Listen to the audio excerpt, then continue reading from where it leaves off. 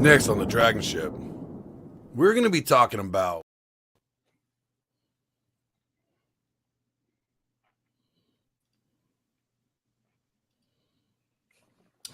Hey, welcome everybody. How you doing? This is the DragonShip. I'm RP Thor.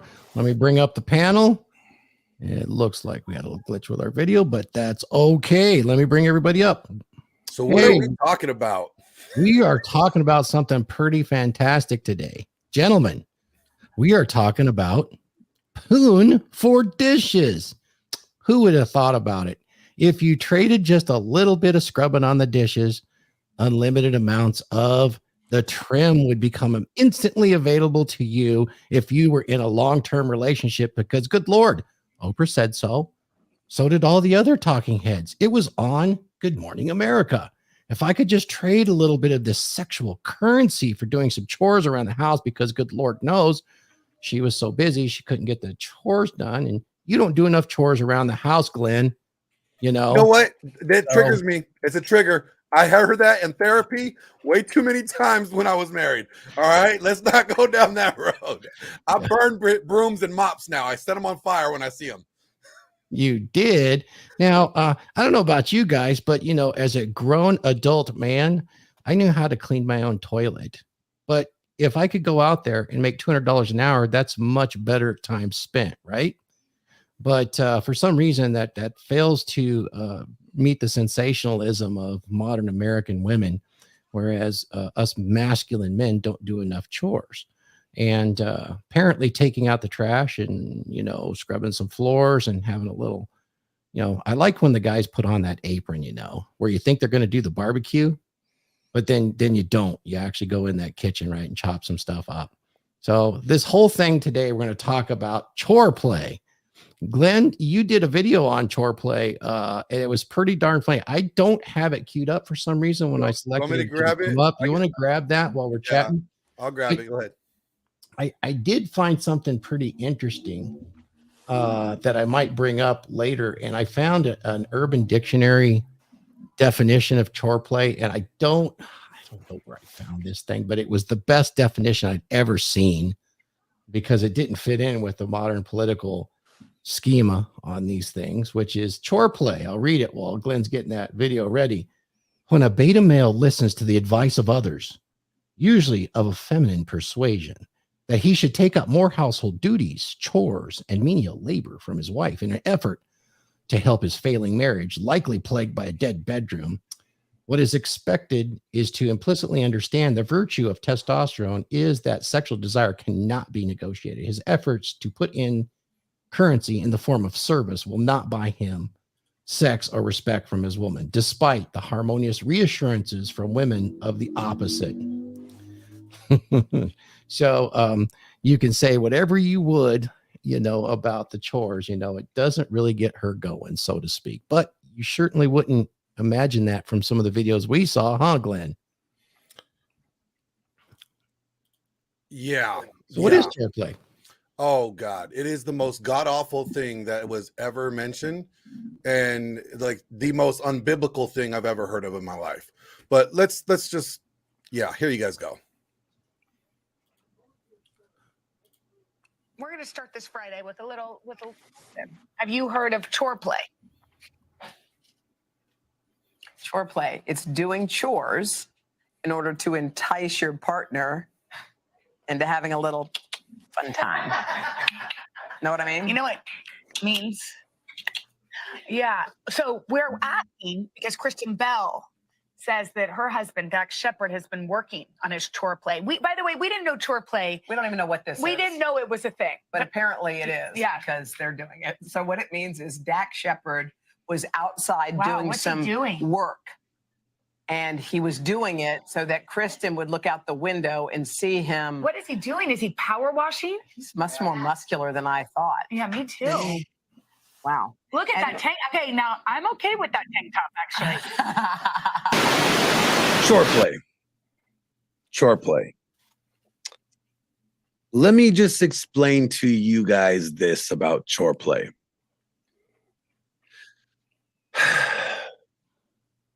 If you find yourself in a situation or your wife is not giving you the ass, if forever you think that picking up a mop or vacuuming the fucking living room is going to get her pussy wet, the answer is no, dummy. I don't care what these broads tell you. And they try to act dumb like they've never heard of chore play before. These old birds have probably invented the bitch, okay? Let me just tell you that. Chore play is not going to get you anything. You know what chore play makes sex turned into? See, sex is supposed to be something that you desire to do. Sex is supposed to be something that you just, God, you want to just bang the fuck out of your wife, and your wife just wants to bang the fuck out of you. It's a desire. When you do chore play, you are taking something that's supposed to be a desire and you turn it into a transaction. Okay? Now, let me ask you this. Like, if you had to pay for sex, would you pay your wife for it? Or would you go get the supermodel? I'm just saying, if you're going to go get a prostitute, you might as well make sure she's fine as hell. But no, seriously, chore play, all chore play does is it turns something that's a desire into a transaction. So when she sees you doing the dishes, she's going to be like, oh God, he's doing the dishes. This motherfucker wants me to suck his dick later. I know it. Okay, then it just ruins the whole thing. You know what I'm saying? Like, a lot of people don't even realize that they see the flags beforehand. You know, here's the biggest flag when you know you are starting you're on the decline in your relationship. You guys need to compare the way she sucks your dick from the first time she sucked your dick. Remember how enthusiastic it was, how slobbery she was, and how, oh my God, she was all over it, and she looked like she was just going to suck the life out of you, right? You remember that? Okay, remember that one, and then ask her to suck your dick now and see how she does it. Because she ain't doing it that slobbery, and she ain't doing it that enthusiastically. If she's doing a half-assed, blowjob, then you know what? I could guarantee you something's down. Something's wrong, and it ain't going to be good for you guys. Here's the biggest problem with marriages is that typically it's the woman who falls out of desire, who loses desire first. Women tend to lose that honeymoon phase a lot quicker than men. Excellent. Thank you for that video, Glenn. If you guys want to watch the rest of it, it's on my channel. You know, I didn't want to waste the rest of the time doing that. That was really good. You know what? You really started it off well. Now, I just read an article that really kicked this thing off a couple of weeks ago. I don't know, Paul, if you've seen it, or if Ryan, if you've seen it, but Kristen Bell is like this famous actress, and she commented in Today, which is a web news organization called Today, and she shared that chore play is the key to a happy marriage. This was done last June. Yeah, and she shared some videos of her husband is some famous guy named Dax Shepard. I'm not familiar with it, but it's a little different. She said it was dubbed chore play. And I thought it was interesting. What she dictated as chores wasn't what we're all used to hearing, which is doing the dishes and all that stuff. He was out and he was essentially working in the yard, chopping wood, all that sort of stuff. So I want to chop it up. Hey, welcome, Ryan Stone. Appreciate you. You probably understand chore play better than anybody, having been a moderator on the Married Red Pill. I mean, this has been around forever. Do more chores, get more BJs, right? Yeah, this is a buffer. Honestly, every time a girl says that, it's because they don't feel attraction. They feel guilty because they know they're supposed to sleep with their husband, and so they come up with these excuses. And it's just throwing spaghetti against the wall. Hey, maybe if you did more chores, I'd be more comfortable and we'd have sex more. All you need to know is that any guy who's ever tried it, it's like a dick pic. Everybody thinks it works. It's never worked. And so let's bring up why it doesn't work. Why doesn't it work, Phil? What's going on, man? I think that first off, the dynamic's upside down, man, because the simple fact is I don't do dishes. I just fuck. Yeah, okay. All right. No, seriously though. I just want you guys to understand that I think that when you're in a situation like that with a woman, it's been done for quite some time. It's time to move along. Now if you're married to that woman, an open conversation about it's probably needs to be had. But I think that working or getting like pussy credits or whatever you want to call them for chores around the house is definitely not the way to go about doing it. Right. So, but this meme keeps coming up, and I don't know if it's really a meme, but this whole thing about, I mean, obviously there's people that are married and in long-term relationships. That's what we're talking about here, because this is never an issue when you first start dating and you're in that heady environment of the honeymoon phase. And I can actually never, having been married in 30 years, having any household chores become an issue ever at all. Of course, there was never really much of a dead bedroom either. So this whole thing is this just hype, but it seems like all the young women today that you see on Fresh and Fit cooking and cleaning, it's out of the question. They don't even know how to make a sandwich, as expressed on some of these podcasts where you see they're in the big cities. I don't cook. I don't do any of these things. Is this really real? Is there a lot of women that feel this way, that that is something that is the cure? Is this just popular, kind of like telling men that they have to be emotionally available? You know what I found out? I've been doing some like studying on like feminism and like the causes of it, right? What they're trying to do systematically and over time. And literally we make the comment of like, you know, feminism has masculinized women and feminized men. And we say that, but we don't realize how much it's not just the attitude, it's actually the duties and the things that they do. More women don't know how to fucking cook today than ever before. You can't even get them to make you a peanut butter and jelly sandwich right.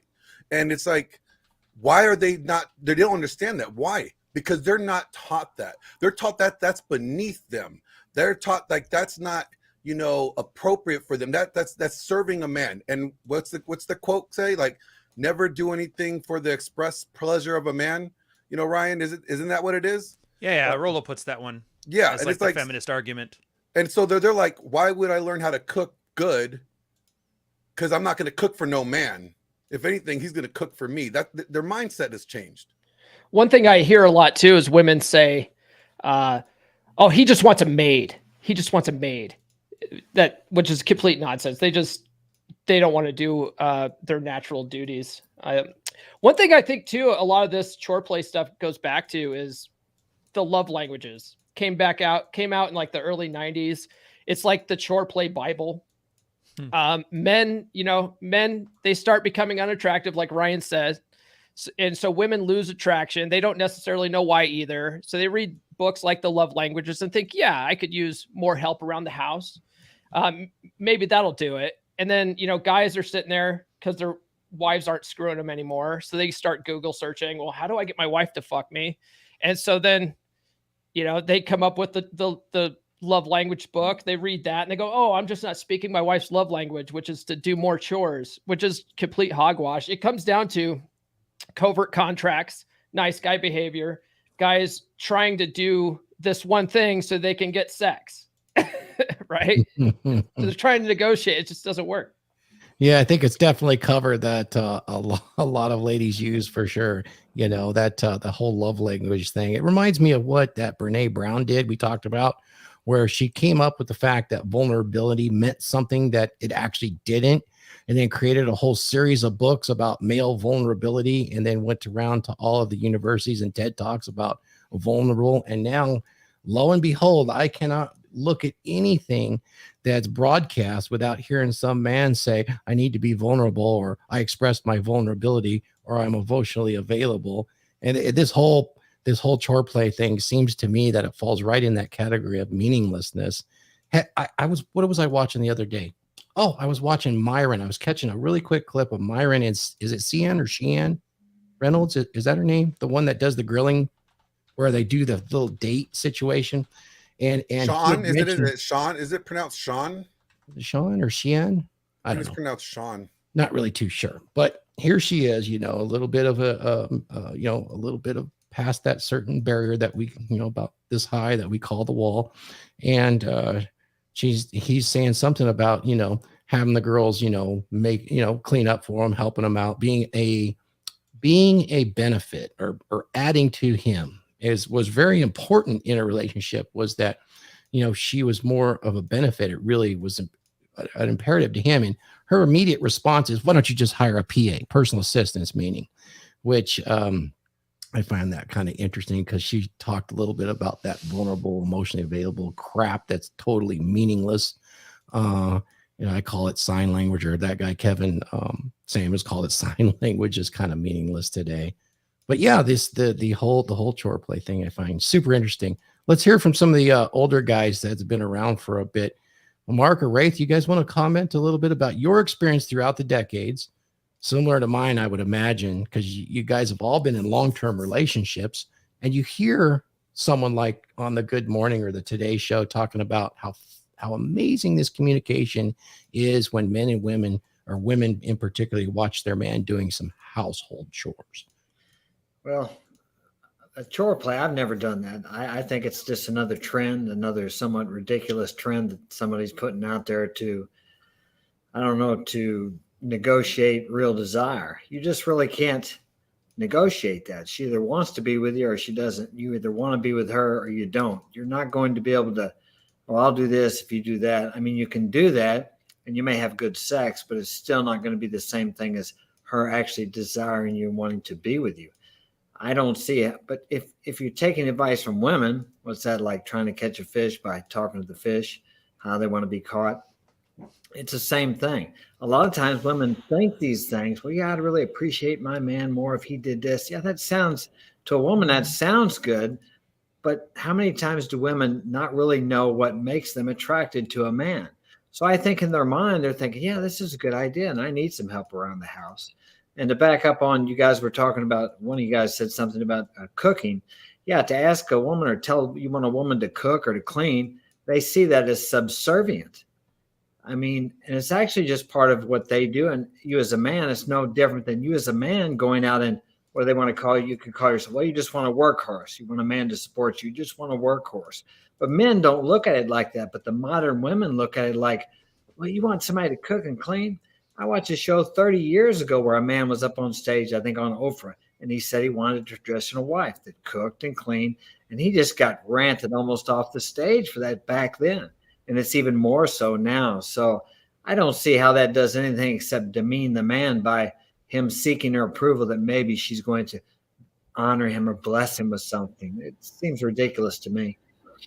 Yeah, I sense that as well. Wraith, you've had some experience with long-term relationships. What's your thoughts on this whole propensity to say chore play is something that's really important in order to get sexual favors in the bedroom if it's waning in your relationship? I think you got more problems if that's what you're bringing up. Yeah, I don't necessarily think it's important. I find myself that if I clean the house, I clean it better than she does. And then she gets depressed because she can't maintain the standard of cleanliness that I would like in my life. So it's never worked. I never did it in the sense that I was trying to get something for it. But I did do it as an example of the standard of cleanliness and the standard of living that I wanted. But it wasn't really chore play. It was teaching her how to clean the house, just like teaching her how to cook and those kind of things. So, like I said, I think men, like Paul was saying, it's a lot of covert contracts, and women communicate on a covert level. So it's trying to communicate them with the way that we think they want to be communicated with, and not the way that men communicate with them. So, yeah, for sure. Ryan, you've done a lot of work around covert contracts. I bet you have something to add to that. I mean, I've seen some of your stuff, amazing stuff, by the way, and thank you for joining us. Oh, well, thank you very much. Covert contracts, it's like, I love them because it's like one of the first things that I show guys, and it's one of the last things that they finally internalize. It's simple enough. A covert contract is, I do something, I expect my woman to reciprocate in a certain way, but I don't want to say anything about it because you're afraid to take responsibility for your own wants and desires or whatever reasons. There's the whole thing you can get into. But that's the problem, is that the girls, either because they don't know, they can't read your mind, won't do what you want, or they can tell they're being very crudely manipulated and sabotage it on purpose because girls don't want that responsibility. And so what happens then is you build a cycle where you get resentful because they don't do it. And so you make stronger covert contracts, and they fail those on purpose or by accident too. And it keeps going until you're eventually at the chore play side of things. And one of the greatest examples I love is a guy, Wine More Please. He's been around longer than me. He's the best guy you've never heard of, where he says, imagine just doing this with zero expectations. And guys are like, well, I wouldn't, like, for anything. I'd do the dishes because she asked me to.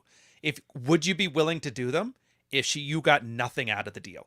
Like, just for the sake of doing it. And most guys obviously say no. So it's like, well, don't do them. Kids, and it's for your kids too. Like a kid, your daughter crashes the car and you want to buy her a new one. But because of there was a good example of this where the deal the guy had was, you got to spend more time with me, during the weekends. And she was like, no. Because he did that as like trying to buy his daughter's love. So if you can't give this stuff without any expectations of reciprocity, then don't give it, because you're not in that position yet. And it's completely detached from sex. So yeah, the logistics of running a household, who does the dishes, who does this, obviously, like I think it was Wraith was talking about, where he does things to his standard on his timeline. And if she wants more than that, then she can do the extra. And if she wants to be in his life, then she has to meet that expectation. It's great. I think the big problem then with the love language crowd is they associate that with the intimacy side of relationships, and they're completely parallel tracks, Yeah. But yeah, once you start understanding the concept of a covert contract, and once you start dealing with them, you start to see that separation for what it is, and guys generally make better choices. Yeah, and you can kind of use it to your advantage, right? What's that? You can use those covert contracts to your advantage. Well, by killing them. You can use cancer to your advantage, I'm sure. I had to say, like, when I came across covert contracts because of Ryan, and I didn't realize how many that I had set up in my previous marriage. That's why I was so upset about a lot of things, is these stupid covert contracts that we think about in our head. Is like, we think that somehow that if we do this, they will come. It's like, it's a proverb, like, and it's like, no, there's no proverb for it. How they're supposed to know anything unless you vocalize it. And you're right. It's like the guy is too scared to actually say something that he wants. And it's almost a form of manipulation. If I do this nice deed, maybe she will just realize that this is what she should do to show me she's grateful for the thing that I just did. So it's like, you're doing it not even to do it because you want to be nice. You're doing it because you have an intention to get something out of it. And it's like, you're not even doing it for the right reason. So in other words, you're acting like a woman. Yeah, exactly. You're just being a bitch. That's the way they communicate. Everything is, everything has something behind it, and you have to figure out what that is. And there's nothing wrong with that, as long as you understand that. And you have to stay in your frame and pull them towards what you want, as opposed to you trying to figure out what they want and doing it for them and not being successful at it. Right. I got a question for the panel. Like, when that happens, right, Thor, when that moment happens where she like suggests, helping out more, like, why don't we just initially just realize that something is off at this point? Why do guys typically don't even see that as a red flag? Like, they just kind of like, oh yeah, you know what? Maybe if I do this, I'll just get some more ass. But they don't ever stop and realize, like, wait a minute, something has changed now. Most guys, I was gonna say most guys are complacent once they've been around a girl long enough. They stop trying. They stop doing what they did from the beginning. They go into I don't have to try anymore mode. I've already got her. I've got that ring on the finger. I'm going to crack open a beer and not pay attention anymore. And I think that's largely what the big problem is. Yeah, for sure. No doubt about it. If they're asking you, if they're giving you that conversation about, equity in the relationship, there's other crap going on. It's not fair. You're not doing your part. There's other issues going on for sure. I never really ran into that, but one thing that was always mentioned to me was my wife always found it super attractive when I was working in the yard, maybe climbing the trees, trimming the trees, doing all the outside stuff. So if you consider that chores, I always considered it, just stuff you do as a man. You take care of your shit. It was just taking care of shit that there's no way in hell she would ever do. I'd fix the cars, change out oil, whatever it is, fix the house, trim the trees, do this, do that. And I enjoyed actually just being busy and taking care of business. And she found that quite attractive. Just one of the things that I always like, she kept a really spotless and organized house. And the way I kind of kept her doing that was just, definitely to spike her emotions when she was doing something. If she was mopping, I'd take the take the mop from her and then go grab a wash rag or something, and I'd dip it in there and into the solution, and I'd wring it out, and then I'd hand it to her and says, "This will really turn me on if you use this instead." Yeah, but then I got to get on my knees, and then she'd look at me puzzled and go, "Oh, okay, get out of here." Right? Just little encouragements like that. But yeah, I never ran into it, so I find it such a big deal that this is such a conversation, and I find it something. And you know, when we were having that discussion about vulnerability, that woman, Brene Brown, that had gone around and talked about, one of her big comments too, and I couldn't find it, but was men need to be vulnerable to do the household chores. You guys ever hear that? I mean, that she was going around with a TED Talk. Men had to be open up and be vulnerable enough to do the household chores. Good Lord, what planet are we on? Can you men not wipe your own butt? You know, I mean, but this was the conversation, and she got a lot of praise from that. It was on all the daily talk shows for many years, and she was quite successful. I mean, look at the definition of vulnerability and how it's changed now. You know, these fucking broads, man. Yeah, fucking broads now, right? Well, it's so funny too, because they do talk about vulnerability and being more emotionally available and whatever, but it's a huge trap, because when you start doing that kind of thing, you're acting like a woman. Yeah, and women don't typically want to date other women unless they're lesbians. Shout out to the lesbians out there. It's like, do they even know? Like, they don't even know what they want by saying that. Like, they say, we want you to be more emotionally available. We want you to be vulnerable. And then you do. And then they're like, they dry up. It's like the Sahara Desert down there. Well, it goes back to the chore play too, though. A lot of women don't know what they're attracted to. Mark said that.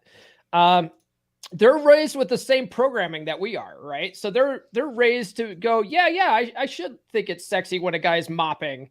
You know, it should be sexy when a guy is emotionally available, but then when guys do that, they're just like, I don't know why, but I'm not attracted to this. It's like, because they don't know what they want. They're told to think a certain way, so they think that way. Yeah, but that's not what they respond to.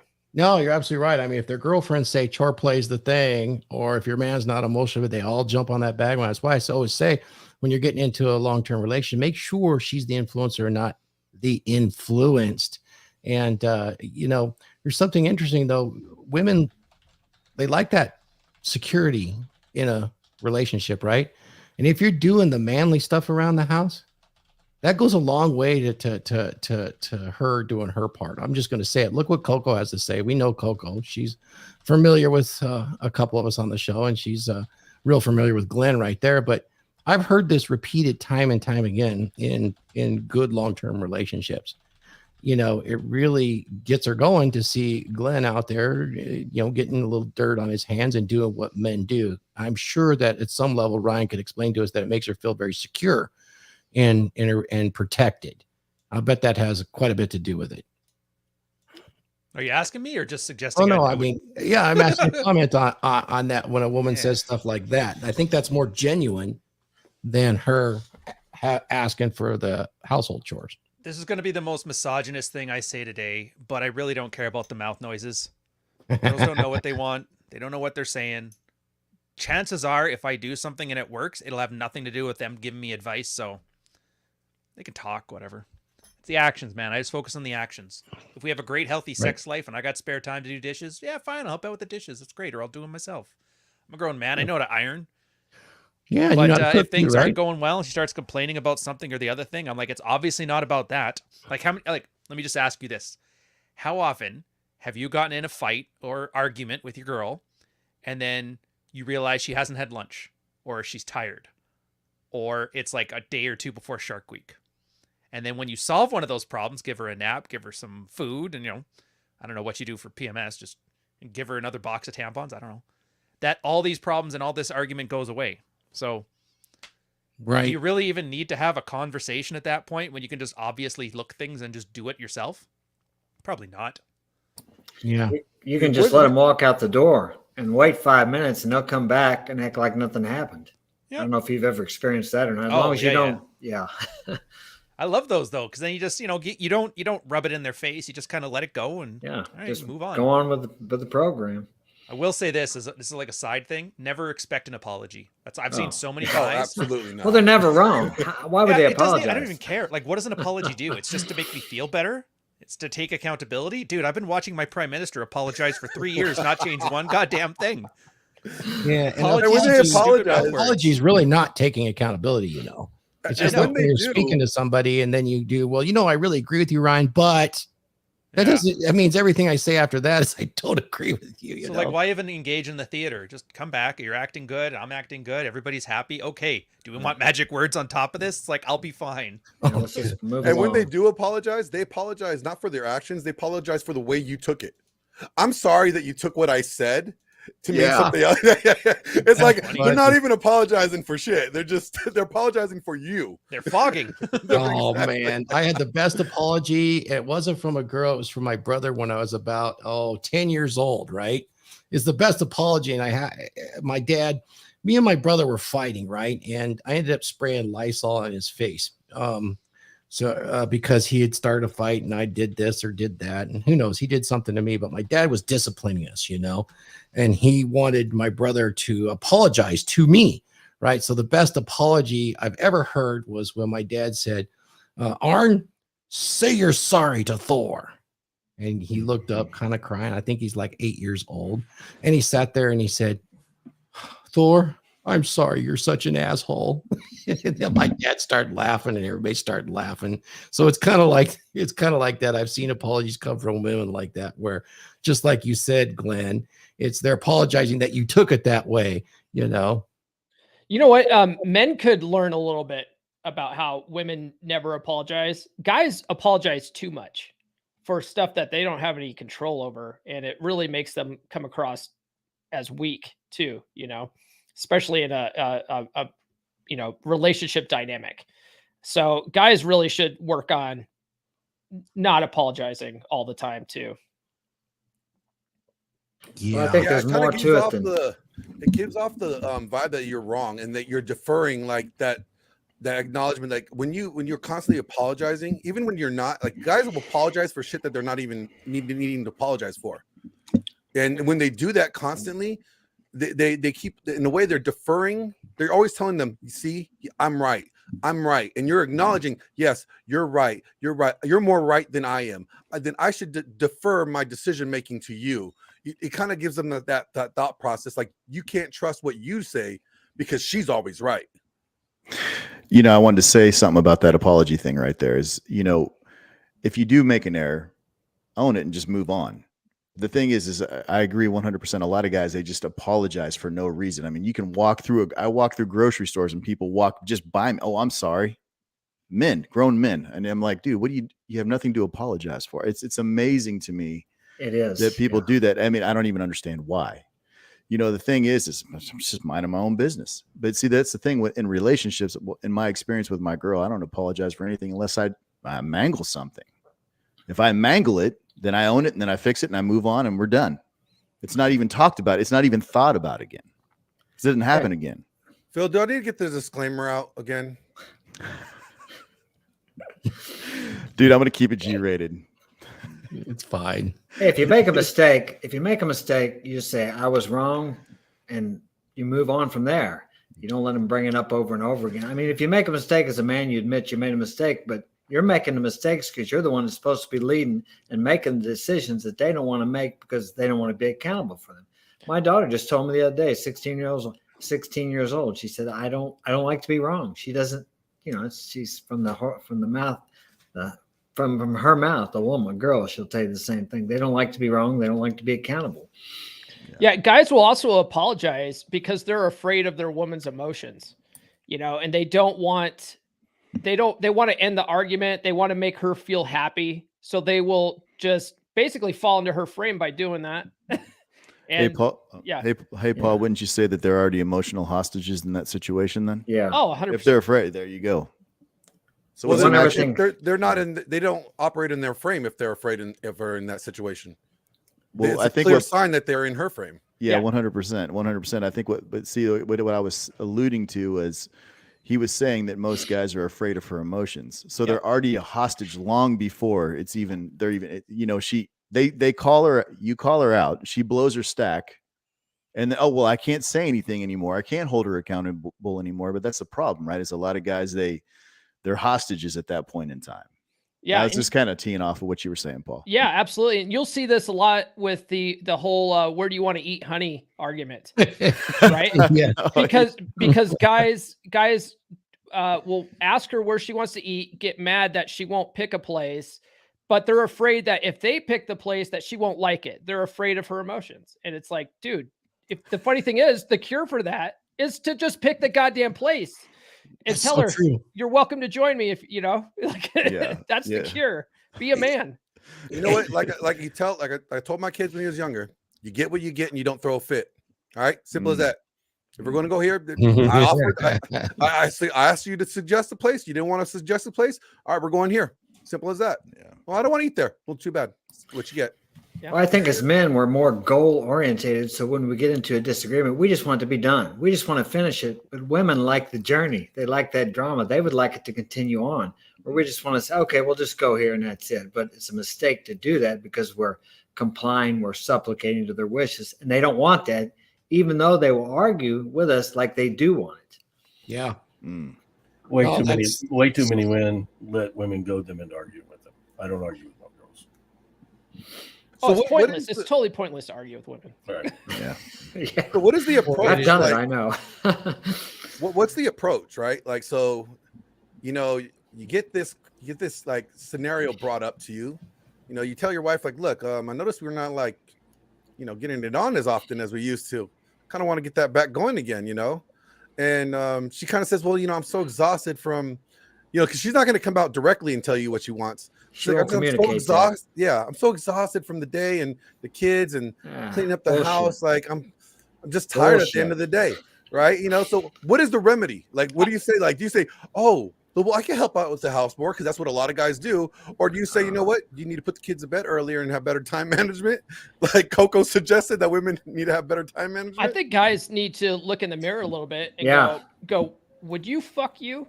Yeah, that's actually the answer. Exactly. Why is she acting that way? What am I doing? What am I doing or what am I not doing? Yeah. It's bringing this to pass. But then again, she could be she could also be a flawed woman. And you could have your shit together. Had a good physique. True. You're highly desirable to other women. But she's got her own bullshit in her head.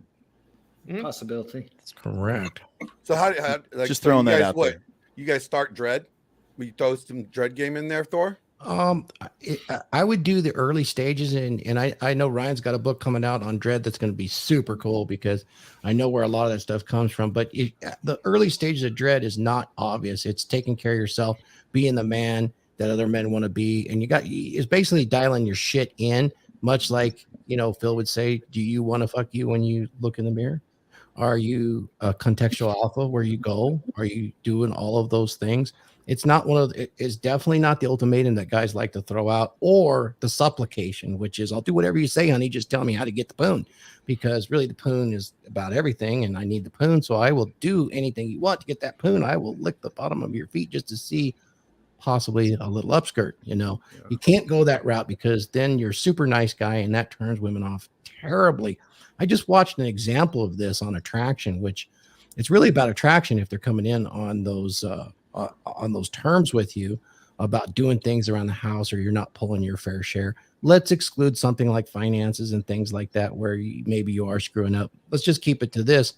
I just watched a show on Netflix. It was called Singles Inferno. And what it was is a bunch of upper class Korean individuals, like 4 or 5 men and 4 or 5 women, very, very high class, like top earners. They're all well six-figured, right? The girls are in their 20s. The guys might be in their 30s. And so they're extremely polite. And if you can think of a very puritanical society, the upper class South Koreans are extremely conservative.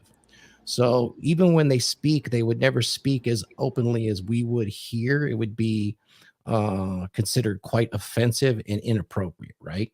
So this is kind of their version of a dating show. And what's interesting to watch is extremely boring because it's nothing like drama that we would see, but you can see the attraction there. All the men are so damn nice They are extremely polite, and they are doing all the things that we would say is super nice guy stuff. Oh, let me get that. Let me open the door. Oh. And they're bending their heads and all that sort of thing, to express how polite they are in that society. And I recommend everybody watch it, because the girls are very polite, and they acknowledge they're nice men, make good money, all that sort of stuff. But then they show up Korean bad boy. And see, they all vote on who they'd like to date. And so Korean bad boy shows up with long hair, which is not cool. He's got tattoos, which is not cool in that upper class environment. And he walks into this place with his head up and his shoulders back, locking eye contact with all the girls and the men. Even in a society that's polite like that, at the end of that episode, all 5 girls voted that they wanted to date that guy. And he's but spoke 6 or 7 words. Freaking amazing. And so it's a perfect example that this spans across cultures as standard male, human, female behavior. Now, how do you relate that to chore play? Real simply, you hold your masculine frame, and unless you're just an absolute pig hoarder, you're taking care of shit anyway. This should never come up. There's another issue if it comes up, but dread is just the fact that if you're taking care of stuff, you're desirable and you have options. And therefore, her performance is her security is dependent upon her performance. And part of that performance is doing what she needs to do to support you as the man that's going to provide for her. I think I was long-winded, but I think that's no, that's good. Actually, you guys brought up another good point, though, is that you guys mentioned the loss of desire to a degree, right? So then it's like, if this comes up, guys, like that's a clear indicator where you might want to realize that you probably let yourself go a little bit. You're no longer, maybe you're not going to the gym as often as you used to. Maybe your diet's off. Like maybe there's something that's a good point to kind of check yourself and be like, you know what? I need to get back into what I was doing. I need to get back on my square. This is a good time it's like a warning shot. Like it's a warning sign. Like I am at the point where I'm no longer attractive enough in her eyes where she just wants to start jumping my bones like she did before. So let me start working on myself again. Is that a good sign? Like a good point to say there? Yeah, if she's bringing it up to you, so. you're ready. You're ready to do something. You have to take action if she's bringing this up. There's something else going on. Or you could take the approach that I accidentally did when I was never asked to do laundry, but I wanted to get a bunch of crap done. So I grabbed all her clothes that was in the laundry room, and I mixed them with all my clothes, and then all the clothes from my shop and the rags, and I threw them in there. And I added a little bit of everything because that's what you do, right? And then I turned it on and I washed it all together like that. I, to this day, never have to do laundry ever again. She fired you after that. Yeah. Oh, yeah. I'm not allowed to.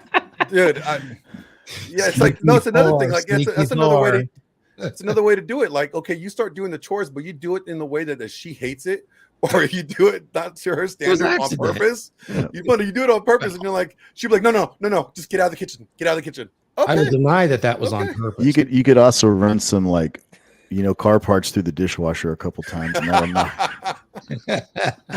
Oh, I thought that could go in there. Yeah, there you go. Oh, yeah, the greasier the better. That's great. It says it cuts grease, babe. It peels all the rubber off of it. Yeah, that's funny. I wanted to say something. My girl, she put something in the chat. I'm gonna go ahead and put it up here real quick. And this is pretty much true. It kind of lines up. She says, "Let's face the truth. Most women are lazy and don't want to do the housework, and they use chore play as a way to get men to do it so they don't have to." That whole, I work a job too. I do this, I do that. I'm just so busy. Hurried woman syndrome, all that good stuff. And so I think filtering. Early in your relationship for the woman you want. I mean, quality women, as long as you're operating in your frame, I mean, they're 100% trainable. My girl was trainable. She knows exactly what my expectations are. And she also understands if she doesn't meet those expectations, I'm going to walk away. And that's where it's at. Yeah, a lot of that is women naturally want men to lead. They really do. Even if they're the most staunch feminist, they are looking for a guy with a stronger masculine frame to sort of break down those barriers that they put up. And when you can lead, when you can show them that you are the leader in the relationship, like they will totally relax into their feminine. They'll totally just do the dishes, do the laundry. They won't even question it, you know? Yeah. So that's the thing is like, we're not, you know, a lot of men these days are raised in single mother households. You know, they go to school all day long with female teachers. We're basically all just raised by a bunch of women, and we're all taught not to be leaders anymore. You know? Absolutely. We're all taught to negotiate. Everything should be negotiated. Everything should be. That's exactly what they're teaching everybody. No, you can't stand for your principles. No, you can't demand your way. You know, it doesn't matter if you're paying for everything. You still need to get their opinion. You need to negotiate things. And it's like, no. Leadership doesn't negotiate. Leadership leads. Leadership lays out the plan. This is the plan that we're going to execute. Now we can negotiate when we're going to execute it or how we're going to execute it, but we're going to execute this plan. You know, like those things can be negotiated, but not the plan. Marriage by committee doesn't work. No, you know, like, it's. Go ahead, Paul. My apologies. I'll make it real quick. You know, like it or not, when you're in a car, there's only one steering wheel. When you're sitting in front of the TV, there's only one remote typically. Like someone needs to take control, and really women do want men to be in that role. Whether they were raised to be feminists and think that they should be in control, they really don't want it. They just don't.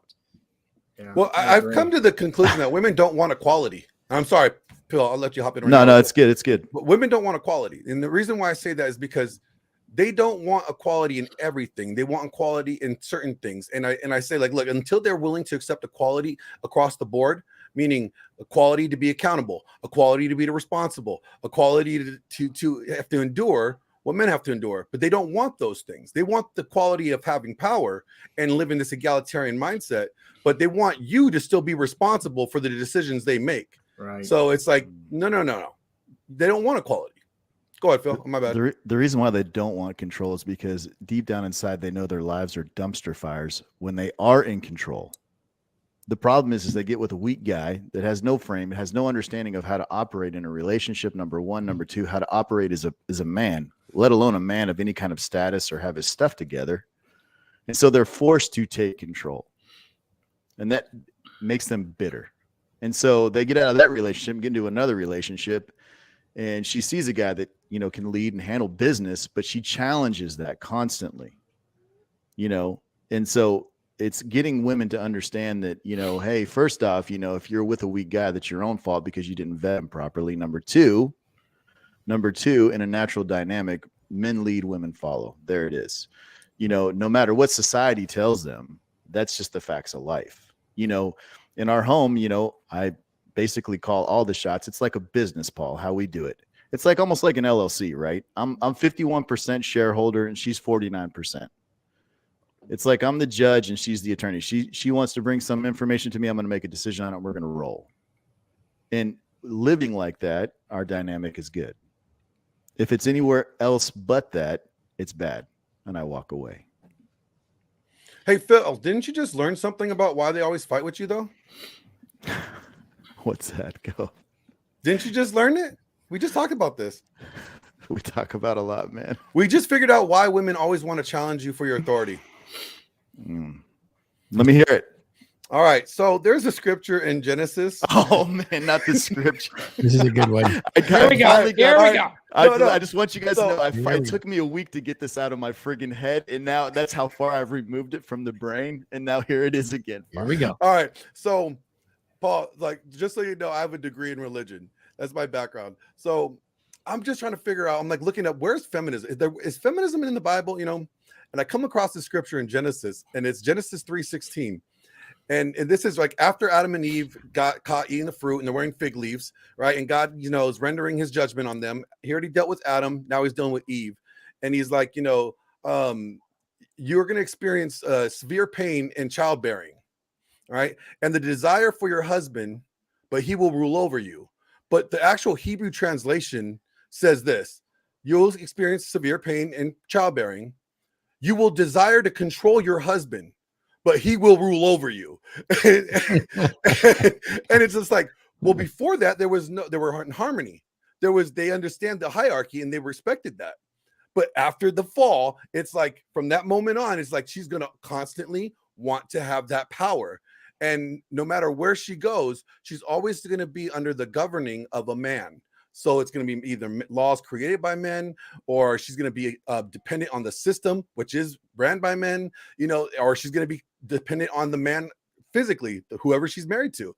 So it's like they're going to constantly want this power, but they're never going to actually truly have it because they're always going to be under the authority of men.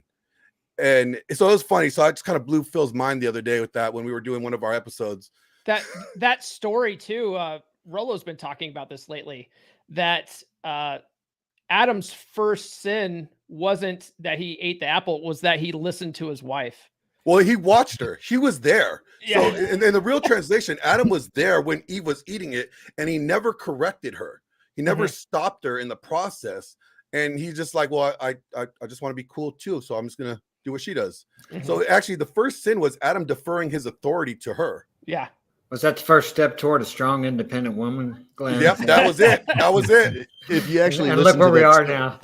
Exactly. If you listen to that story, right, it's like she ate the apple because the snake told her. Okay, started with a lie, and he didn't hold her accountable. And then we're bitching about accountability. Hey, Thor, in the chat there, Coco has something about for the right alpha. Can you bring that up? Oh yeah, let's do it. You got it. So she says, for the right alpha, for the right, it. There we go. For the right alpha, she will throw out her BS out the window. Could you imagine that if a guy said that, you know what, for the right feminine woman, I'll be a leader. You know, that doesn't work. It doesn't work for men. But no, it doesn't, because it's conditional. Can say that. Yeah, women can say that kind of crap though. But for the right guy, I'll be a feminine woman. Doesn't work the other way around. No, and that's a big part of, that's a real insight into some of the issues we have right now. It's an insight into what's going on in the sexual marketplace globally. Is very few men will ever qualify in her mind with the access she has, or at least the access she thinks she has globally to those right men, which we all know is probably a much smaller percentage than it actually exists. And I'll say this about the chore play, you know, we're causing this. We're causing women to talk about this. Why are we causing this? Because we have men that think they're going to ask the fish how to fish. So they say, well, what do you want? Well, I want more chores, but now you'll get more sex. This is, women don't know what they want. They will say whatever they're thinking without filter, and it's not what they want. They can't hardly tell you what they want. Hence, when we ask them, where do you want to eat? There's that confusion. This is where the paradox of choice comes in. So if you really want to play this game, you want to play it hard, you'll have several choices, or two choices, no more than three, picked out in order that you know her response will be. And that's how you lead them, and they feel very comfortable and safe in making a choice that you've already pre-selected. That's also why I think pre-selection is so important as well, you know. But there's plenty of men that will listen to that and say, I'll do all the chores for you, baby. You could see it on Instagram. Just go through any girl's thing in there. You're so wonderful. I would do all the chores for you. I'd fold your clothes. I'd get you up every morning. I'd give you coffee. I'd see you off to work, you know. The amount of thirst that's expressed online just blows me away. I think it's actually a psychopathy with men right now that are in that lower third that are sexless. They're trying anything desperately, and that'll keep this chore play thing going forever, I think. Just ahead, real quick, going back to the where do you want to eat thing. So when I figured that out, because it took me a while to figure this stuff out myself. You know, I had a marriage that ended after 14 years. And then after that, I got into a relationship for 4 years that failed because I just wasn't leading. And when I finally decided to dive into this stuff, one of the first things I read was a book called Atomic Attraction by Christopher Canwell. And he talks about the whole, eating dynamic. And so when I learned that, I was like, oh, I'm going to try this out. And every chick that I dated after that, I would just say, hey, we're eating here. Hey, I want to have steak tonight. Get your shoes. And I've never had a woman argue with me. But if you really want your woman to pick a place and pick something to eat, do that. Because I've been dating my current girlfriend for like the last 2 years. And I've done that from the beginning. Hey, we're going to go here tonight. Hey, we're going to do this tonight. We're eating this tonight. So now if she really wants something, she will suggest it. She'll say, hey, I was thinking of eating this tonight. And I'm like, perfect. You know, I do a really similar thing too. I'll select something and just make the statement, we're going here, and then I'll wait just a second. I'll go, but I was kind of thinking like this, maybe. And with those two choices, I mean, she will almost always go for the first one, but then sometimes she'll go for the second one, which I already planned for it anyway. So there's never an argument when it's done. That's leading, man. That's leading. You know what? I want to make a point about what you guys were bringing up a little bit ago about the fact that like guys not meeting up to the standard, right? Like, if the guy finally meets up to the standard, like what Coco said, if you're the right alpha, if you check off these boxes, it's something that's not just taught out here, but it's also reinforced in the church, because like even they will say like, women, wives, you need to let your husband lead. And it's like, no. It's not a let thing. It's like when you chose to marry him, you now deferred your authority that you had over yourself, and you've given that power to him. That was part of the marriage. So if you don't have a let thing, it's not a choice anymore at that point, because if you go by what it says, you're supposed to submit to him in all areas. So if you're supposed to submit in all areas, that means you defer that power that you have to make free will choices to his leadership in that sense. And so when it comes to this chore play thing, I also refer people back to Corinthians, where it talks about not to deny each other from each other. You're not supposed to withhold yourself from one another unless it's for a specific amount of time, which is dedicated to prayer. So I know a lot of these bitches ain't out here dedicating all this time to prayer, and they need to pray. That's why they can't give you no ass. They're doing it because they don't want to. And it's like, look, we could either do it this way as it's supposed to be done, or then we have a problem and we got to figure out the solution, because men, we have the responsibility, even though it may not be our fault, but we have the responsibility to act. Oh, that's perfect, Glenn. Let me ask you this question, the whole panel, for a little bit of a direction on that, a little bit of a spin on that. So if you find yourself and you're in this long-term relationship and it's very comfortable, it is pretty normal for it to kind of get into a settled spot, right? And then what happens, at least many times happens, is there's a little bit of complacency there, and then sex does start to wane a little bit. Sex is really the glue that holds relationships together. And if a man allows that to happen, it won't be too long where she's having headaches and things like that, if you're not maintaining that. So what is your guys' suggestion when things start to, shall we say, soften with the relationship, way before it gets to the point where chores are the problem? Because when you get to chores, you're negotiating for literal sex. That's what that news article said. And the ones we put up earlier was, this is the most amazing thing. I'm saving my marriage because he does these chores. I can give him sex. That essentially is a transactional exchange, which kind of defines prostitution in a way. Well, it is prostitution. And then that's why I said in my video, I'm like, ask yourself, would you pay her to fuck you?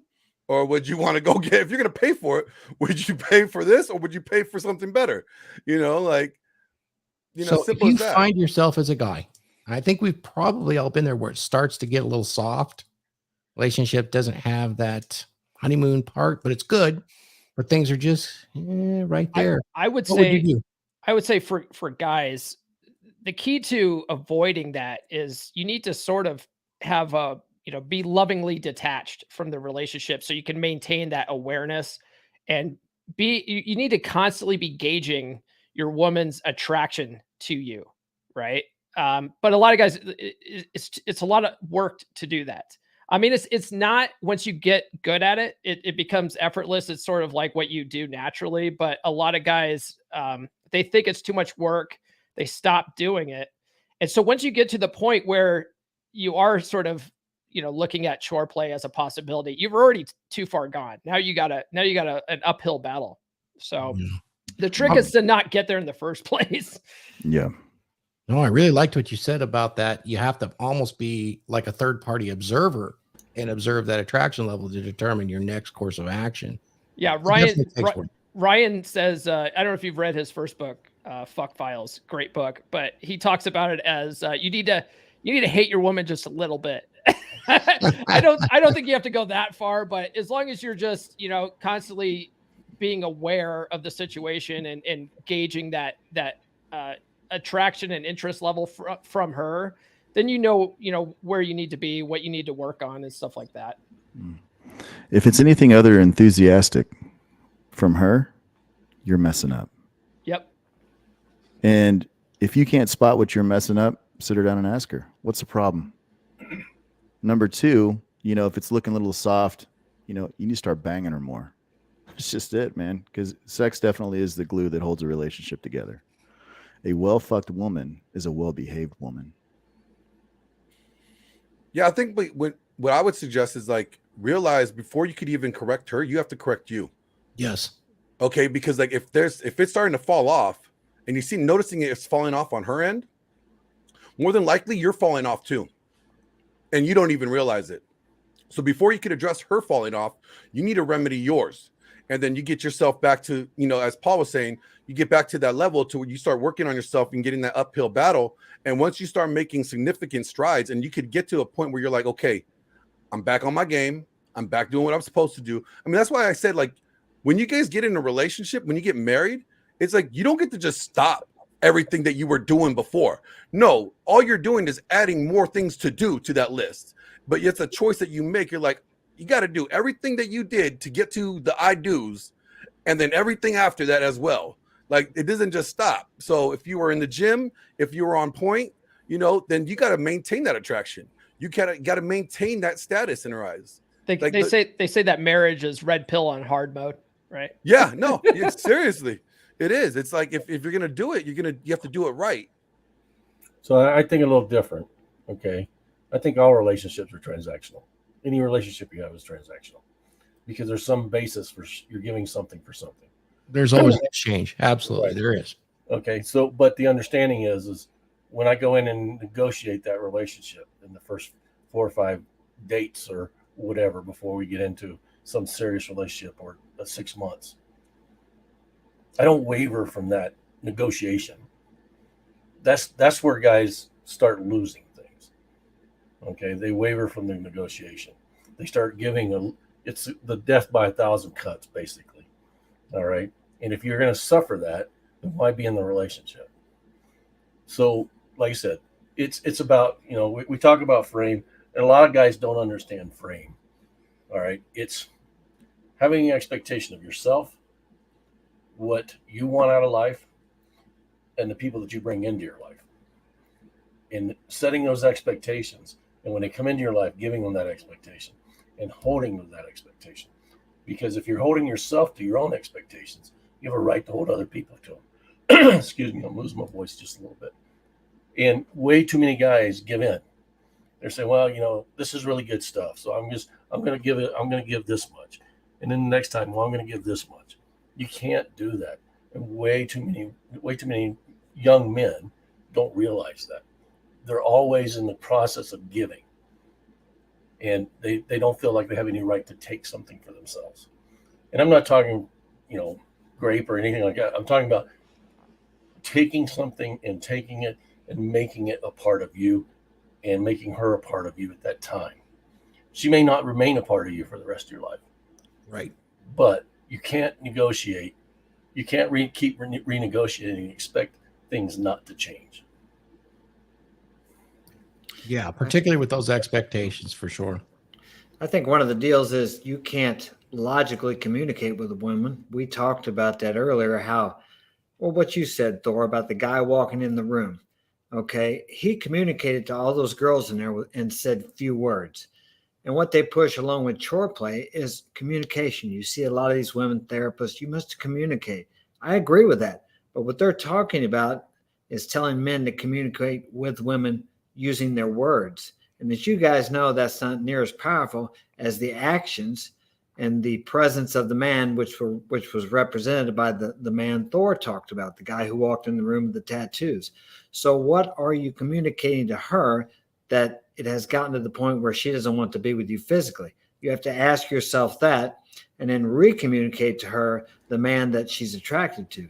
I helped a guy here in Down Under here about a year ago. He was in the same situation, home, taking care of the chores, doing all that. His woman was not. She was just totally distant, didn't want to be with him physically. And I told him, I said, you need to start going back to the gym, doing things for yourself, because he was constantly trying to do things to make, around the house to help. He had a couple of kids, wasn't sure about them either, whose they were, but he started taking care of himself, going back to the gym, and then she started coming after him. He reattracted her to him by his actions, not by talking to her, which he had tried, but by communicating to her that he was a man again, or his manlyhood had come back, his masculinity.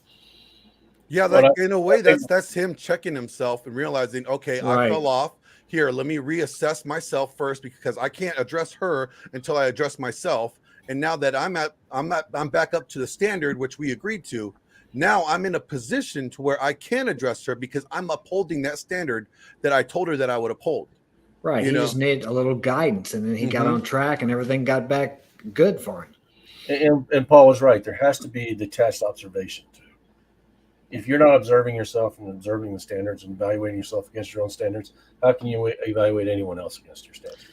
I think that's where a mentor comes in handy too, because sometimes we can't see ourselves, but if we tell someone else, sometimes they don't have to say anything, and you realize, oh gosh, look, this is what I'm doing. No wonder she's not. But we need someone to reflect that back off to, because we can't see it when we're in the midst of the emotional turmoil. Yeah, particularly if you have a mentor that's lived through it too and can recognize it long before it's there, because he can always look back. Yeah. In retrospect, there's so much to be said right there. It's another reason we talk about the actionable advice that we give is find a mentor, a strong masculine mentor that you can, kind of use in that capacity. It's very, very beneficial if men that have gone before you have learned these lessons, as also expressed, even though I'm a fan of Odin, in the Bible. Those men that lived that, including Adam and Eve, they lived that experience and wrote it down. You see, yeah, Odin's a different guy. He just pluck his eye, whatever. Here's a question. Here's a question. Like, so we all know that, like, how things kind of end up. You get the sexlessness or the chore play comes up, right? And that typically is negotiated in counseling, right? So there's things that are leading up, and you typically talk about this whole chore play thing in counseling, unless your wife presents it to you first. And we all know that counseling is the last stop before the D. And I'm not talking about the dick, that's the divorce. So what are things, what should guys realize, like, when they get to that point where they start seeing these flags? They already notice, they shouldn't be noticing, right, that their wife is slowly either checking out or she's in the process of checking out, especially if you get to the point where you have to go to counseling and now negotiate sex. You got to realize, like, the sex that she's going to give you is obligatory, if at all. And it's not going to be even enthusiastic. So when should guys realize, like, because there's a lot of guys that do this, that they will go all in. It's like they feel like they're already so far invested, right, that they're just gonna put all in rather than pull out. That's that sunk cost fallacy where they're like, oh, I've already invested 14 years into this woman, I can't give up on her now. It's like, dude, she was checked out 2 years ago, bro. Yeah, and if you got kids too, I mean, I've stayed in them long after I learned a lot from it, but yeah, you got, like, I had 6 kids in that last one. It's like, it's hard to get out of that because you have a big investment, not only with children, but with your ego too. The dream. You got to be like the movie Heat, right? Yep. I just said that. Yep. You got to be like the movie Heat. You got to be willing to walk away as soon as, at any given time. In the person that's willing to walk away and mean it really has all the negotiating power, if there is any kind of negotiating. So a cardinal rule, is it not? Yep, you have to be willing. You have to be willing to walk away from your wife and your kids, because if it gets to that point, she knows that you love those kids and can't hardly live without them. She will use that, and you're stuck. You got to walk away from everything, just like the men of old did when they got on a ship or they went off to war for years. And that's the thing. Like, if a guy's in that kind of situation, though, the actionable advice would be, sit your girl down and say, hey, moving forward from this point on, we need to square these things away in our relationship. These are the things that I'm not liking right now. These are the things I don't like about myself that I'm going to work on. What do you need to work on with yourself? Give me your thoughts. And then if these can't be corrected, we're done. That's the thing, though, as a guy, that sunk cost fallacy, like you were saying, Paul. Mhm. You know, I've been there, done that, man. Trust me. But I put that benchmark out there, and it was like, hey, you know, from this point forward, these are my expectations. They need to be met or done all the way. You know, what's real funny is there's this really old red pill post by a Hawaiian libertarian. He talks about the was it the emasculation paradox, right? And a lot of guys are afraid of divorce and, you know, having their kids taken away and getting divorced, raped or whatever. And it's like, the funny thing is that if you're willing to walk away and go scorched earth at any given moment, and she knows that, that's what's most likely to keep that marriage together and keep her in check, honestly. Oh, that's a big point. You know, I come to realize that when I do a lot of my impact consulting, is when I'm talking to guys, and part of the LTR stuff is you have to have an escape plan. And this is not sexy and this is not romantic. And this will be, there's some famous comedian running around out there that's all about how bad prenups actually are if you're going to get married. Of course, he's been married less than a year. But in all honesty, you have to have that nuclear option at all times. And to make sure that those nuclear codes are safe, you have to have a plan. You have to have an escape plan. And that includes going so far as trusts, accounts, the whole thing. And this is maintained throughout the entire marriage or relationship. This is an important part of you establishing your leadership, is that you take care of yourself first and she can jump on your journey. How do I know this? I have a successful 30-year marriage so far. This is why, because it is important that you're so strongly established. If things do go south, and they do, sometimes people, you know, actually develop mental illness so bad that you have to have an escape plan. I think guys today are definitely convinced that they need to stay inside of bad marriages, and their entire identity is wrapped up in a successful marriage. And guys will, you know, literally get super depressed, stop eating, doing the whole post-traumatic thing over a divorce, you know. Let me tee off of that real quick too. And I think, you know, sorry, Mark, about that, to cut you off there, but I think that needs to be with both parties. I think the chicks need to have their shit together too. They need to be willing to walk away, because see, that's going to keep dudes from getting comfortable and complacent. You know, that's the thing, man, is when weak men enter a woman's life, it destroys them. It wrecks them. And then you get a guy that's squared away that comes along, and he's like, okay, this is my game plan for life, and I want you to be a part of that. And oh, by the way, these are my expectations. And she's like, yeah, I want to do that with you. I want to experience that with you. I want to go there with you. But, you know, in the back of her brain, she's been left holding the bag. So she's always going to wonder that until once again, you train her to the way you want her. Women are trainable as long as you're handling business, you know, but I think girls also need to have that standard too, because, and, you know, I understand this is a men's panel and this is for men, but there's some girls in the chat that are watching this. I think that women need to understand, hey, you know, that sunk cost fallacy not only applies to men, it applies to women too. Go for it, Mark. Oh, let me kind of tee off of that real quick, Mark. I just want to say, like, they already have that built in, though. I mean, that's already built in when it comes to marriage with the state. Like, you know what I'm saying? Like, so that sunk cost fallacy, like that backup plan, is already, they already have a fail safe.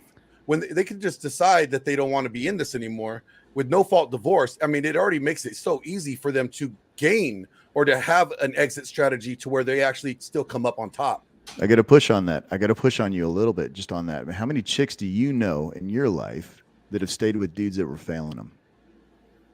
Not many. That's the sad thing. Like, that's the thing. Like, other than like, no, I don't know any. I really don't know any. I've seen a few. I mean, I know one that stayed with them until I came along, but you know, that was different. I'm not promoting, you know, monkey branching or anything like that. What I'm saying is, you know, if they commit to a man and that man's a weak, fat, slobby dude that's completely not the guy they married, and he's let himself go, and they've had the talk, hey, these are the problems in our relationship, they need to be able to walk away too.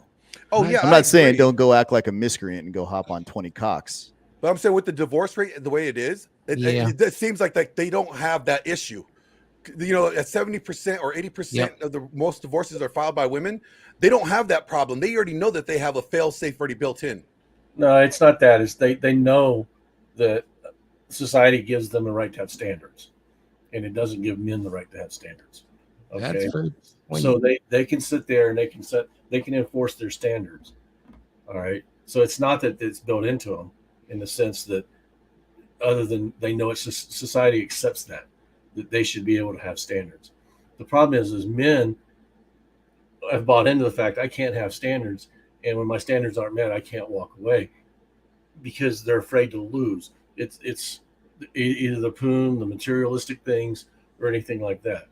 Any man that can't say I can recreate myself, all right, is going to be stuck in those type of relationships.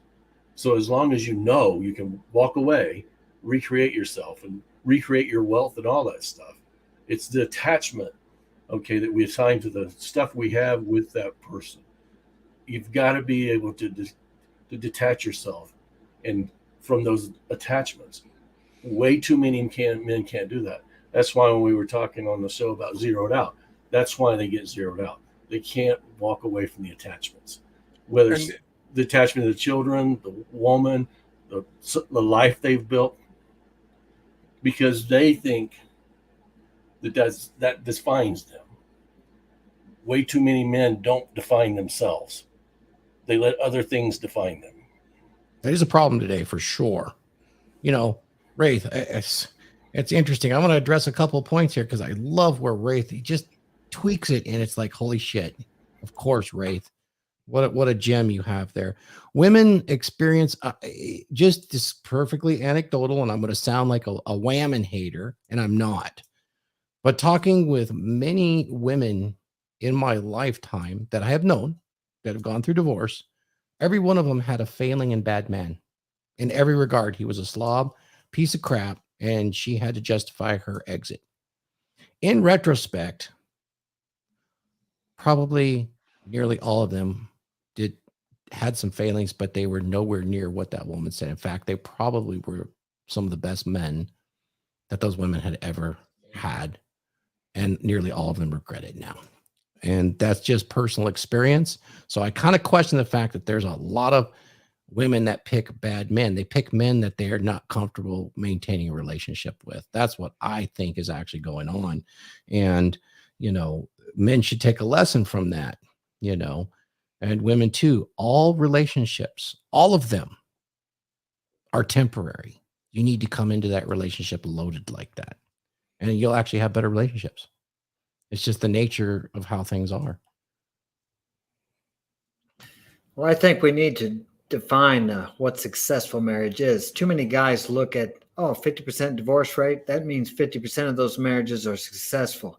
I think that's the way a lot of men look at it, but that's not really the truth, because out of those 50% that stay together, how many of those people are actually miserable in a sexless marriage and wish they could get out? But like I think Wraith mentioned something about it, they're not willing to walk away. They're afraid they're going to lose everything, either lose the woman or lose their finance or their kids, which most of the time they will. So what is success in a marriage? I mean, I think I know what it is, but too many people think it's just staying together. And if you divorce and they say, well, your marriage failed. Did the marriage fail? I had many years of successful marriage, but I'm not married today. So was it all a failure, or was some of it a success? So the definition there, again, what is the definition of a successful marriage? And just staying together does not define it, which is what I believe a lot of people term a successful marriage. Yeah, I often get guys in my comments saying, I've been married for 30 years or whatever. And I always like to ask them, yeah, how's the sex? You know, yeah. because and I think if you read Aaron Clary's book of Numbers, I think he said that the statistics show that only about 7% of people are actually say that they're happily married when they've stayed together that long. Yep. So I believe it. Yeah. Going to what Christian's saying here in the comments, marriage is a commitment. I was in that boat when my my now ex-wife went and filed for divorce. I was miserable. I was miserable for the last 7 years of my marriage, but I would have never quit because of that whole commitment thing. But I'll tell you what, she doesn't think that way. You know, once she starts getting like her friends that have been divorced in her ear and stuff like that, they start talking some sense into her. she's going to walk away, and it doesn't matter what you think. What you think is a commitment. She will walk. Well, you need to understand a commitment. In order for a commitment to work, it has to be a commitment on both parties. 100%. Okay, you can't save a marriage, just because you're committed. I tried. It doesn't it's work. like you can't carry the burden because what Yeah. you're doing is what was considered it's a certain type of covenant that's actually pointed out in the Old Testament when Abraham and God had a covenant. It was the Abrahamic covenant, right? And it's where God put Abraham in a trance where Abraham was not responsible for fulfilling the covenant, but God was. And when we do that, when we allow them to not be involved in and not be accountable for their part, and you try to make it work, now you are taking on the responsibility for the fact that they are no longer interested in it. And in a way, you are forcing them into this to maintain this covenant by you not acknowledging that their willingness to end it has already been displayed. So if by you taking on that responsibility, like, well, I'll just do more, I'll just be better, then you are now forcing them to stay in something that they already try to get out of. And despised more by her. Exactly. You're not going to make her love you more. You're going to actually make her resent you more every day by you not seeing the obvious choice that she's making. Like, hey, I'm out. Yeah, this is a good comment because I see this a lot with modern religious marriages. Those wedding vows were not written in the Bible. They weren't. Those were written by religious organizations throughout the years. And when you say it's a commitment, what do they like to say? For better, for worse, death do us part, all that stuff. Yeah, I wrote my own wedding vows, and I didn't read anything like that. There is a certain level of expectation and boundary that we are responsible to do our best to meet. And at that point, that commitment can last. So I'm probably in the top 1% when it comes to marriages, as far as sex, happiness, and all that stuff. Look, you find a good wife, you'll have a great life. But I want to add something to what Phil was saying. Okay, you got to understand something. When you get married, and say it's from a religious perspective, excuse me, that covenant is not only between you and her; it's between you, her, and God. Right. Okay, so when you're doing that, and if you can maintain a marriage for that, the focus, whether the focus is on you or her, as far as the covenant goes, the focus has to be on God and Christ. All right. And by doing that, you can maintain that sense of dignity, honor, respect, and stuff through that. That's a religious marriage. What the boundaries of that marriage are covered under the guidelines of, whatever religion you're in, whether it's Muslim, Christian, or whatever. And if they're following those guidelines, it's easier to maintain. But as a man in today's society, women don't respect that covenant. And most men don't respect that covenant. So that comes back to you have to develop at least a covenant with yourself so that how you're going to live your life and how you're going to project that. And that's frame. And that's what that frame is. Frame is that covenant with you. And if you're not doing that, all right, there's no way that you can hold yourself or anyone else responsible but you, because it solely relies on what your expectations are. Now, if you're a religious man and you want to include that as part of your frame and you want to grow your life and marriage and kids and that's fine. There's no problem with that. But to sit there and say, hey, we're going to get married by the state, and this is a commitment, a lifelong commitment, you're just being foolish. Because it's not. Because the state is not going to keep you married. All right? And you're not going to keep you married if you're relying on the state to do that. And nowhere in the Bible does it say, thou shalt get married through the state. Nope. And it's funny because you brought that up, Wraith, and the thing that hit me when you say if you're going to do it that way, if you're going to do it through a covenantal marriage in that structure, there's two things that, when it comes to commandments that God gave to marriage, and if you don't see either of those things being played out by both parties, then you could tell that they have already destroyed or removed they're not fulfilling their part of the covenant. And that is, wives must submit and respect their husbands, period. And husbands need to love their wives. When those two things are not in there, if a wife is not being submissive, if she's not giving you that ass, and that's part of submission, if she's not willfully giving you that ass and she's putting these chore play things, that is a sign that she's not respectful to you and your position, and she's not submitting to you in the way that is biblically sound that she already agreed to that covenant with, right? So there's a violation of the covenant right there. Yes, and that's an egregious offense, you know, and when you look at it from that standpoint, it's like, look, you are causing this to be a problem now. And again, like I said earlier, guys, it may not be our fault, or we may not be the ones to blame, but we are the ones who have to be responsible enough to act. And whatever that action is our position, because that's our position as the head of the household. And it, you know, people mistake blame and responsibility and think it's the same thing, you know, and it's not. They, you know, it might not be my fault, but you know what, damn, I have to be the one that has to address this, because this is my role, is to address this. You know, so what are the two things you need to be a leader? Yeah, there's two parts of leadership: authority and responsibility. Okay, and you can't lead without both. You can delegate the authority, but you can't delegate the responsibility. You can never do that. So you may give authority to your wife, all right, but you can't take away the responsibility from yourself. So why you would do that, I don't know. You know, because as Phil said, you know, they're bound to destroy it. And you can't walk away and say, well, I wasn't responsible for it. You were, because you're supposed to be the leader. You're supposed to be the authority and hold the responsibility for that authority in the relationship. Yeah, and I think like people, like guys think like, well, she's the one that needs to fix herself. She needs to get right. Okay, no, you need to be the one to be responsible enough to address that to where she does get right. Or you make the decision that she chooses not to get right. All right, you're not fulfilling the covenant. The covenant is now broken because of your actions. We're done. We're moving on. You go your way, I go my way. That is interesting, because in an Abrahamic religion, remember, Christianity is not the only one.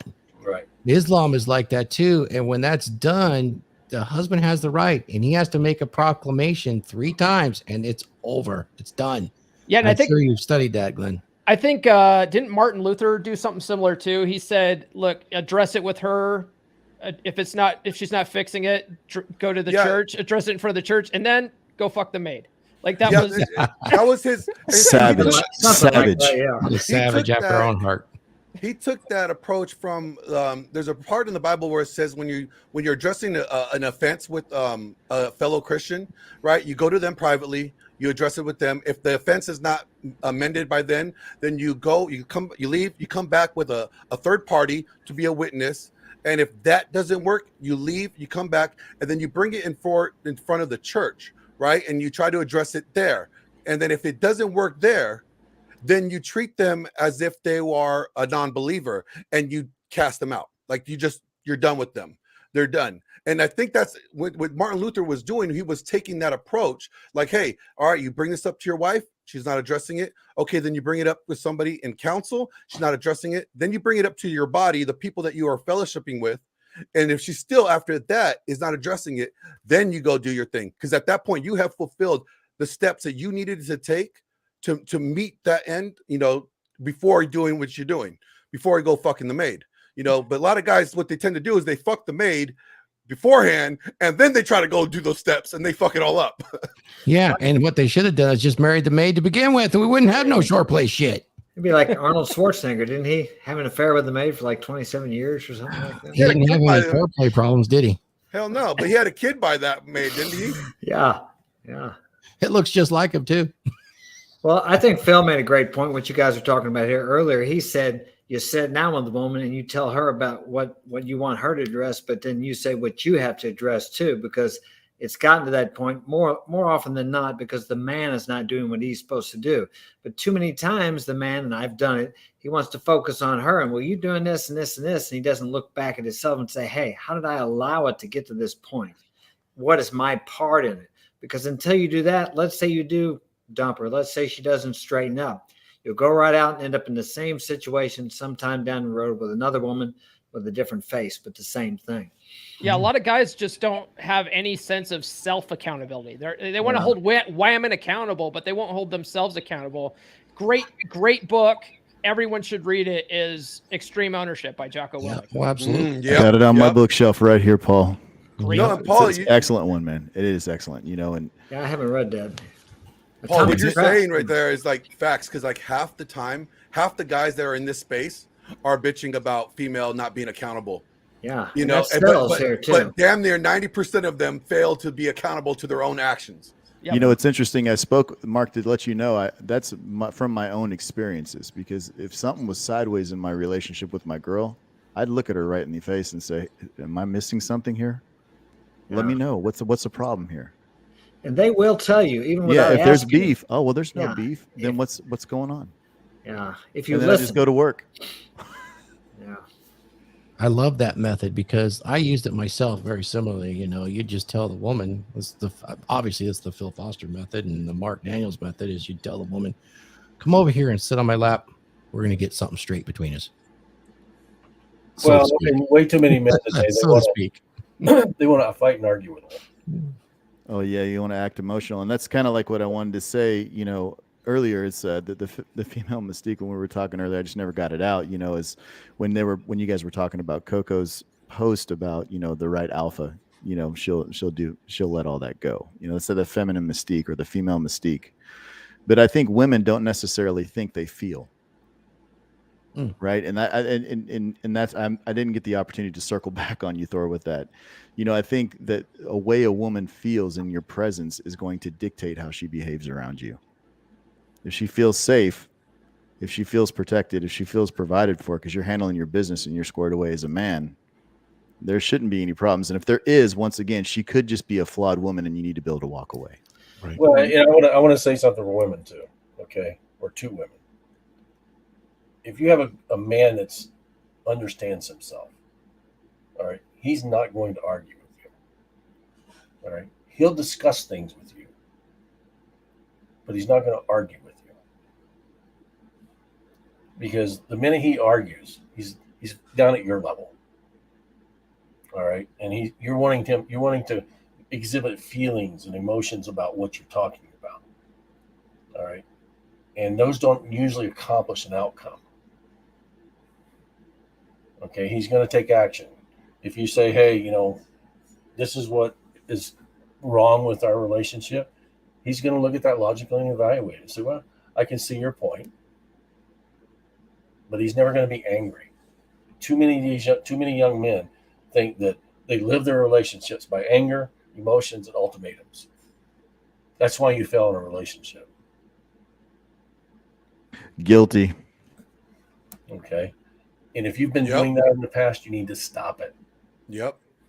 Absolutely. Guilty. Yeah, Dang it, Ray.